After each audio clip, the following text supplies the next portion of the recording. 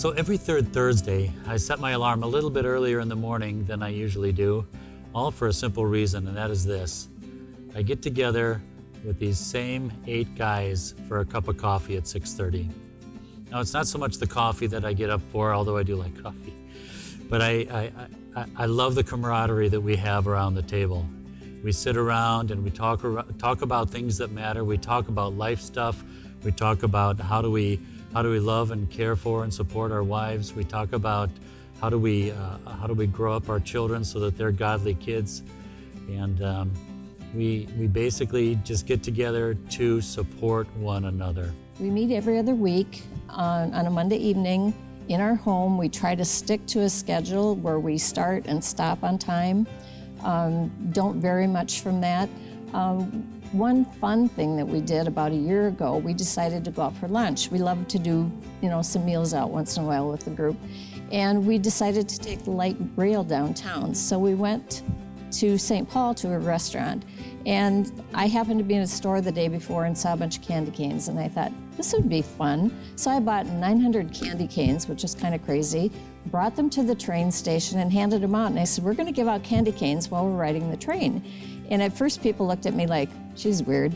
But when we started doing it, it really was fun. We were getting positive reactions from people. Everyone was smiling. We said, Merry Christmas. Handed them a candy cane. We sang Christmas carols on the train.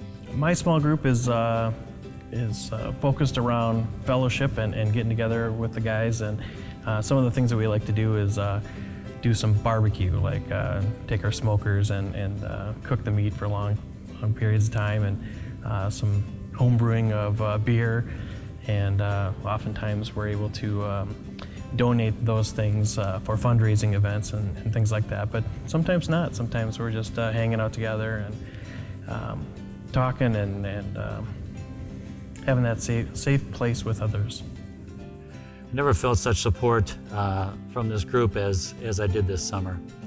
I was at my dad's funeral and I walked out into the lobby where everybody was gathered right before the funeral, and I saw family and I was hugging relatives. But it's when I got to the back of the room and there sat all of my guys from my small group. It sure meant a lot to me, and that's what this group is. We mean a lot to each other.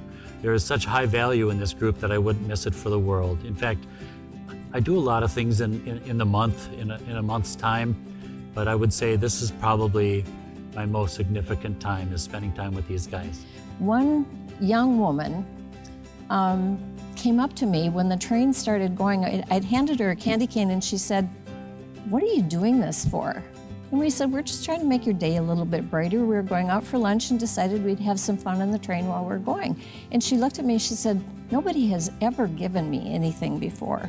And she started to tell me a little bit of her story. She was just coming out of a recovery, was still homeless, but was like a month away from getting her own apartment for the first time. And she said, "I've never been to a church," when I told her that we were from a small group from our church. And she said, "I'm going to have to try that sometime." I think a seed was planted. So our group is made up of obviously a bunch of church members here, but then also people that aren't members of the church or are unsure of their faith. And so there's quite a melting pot of beliefs and backgrounds and thought process, and makes it kind of cool. It makes it real, I guess.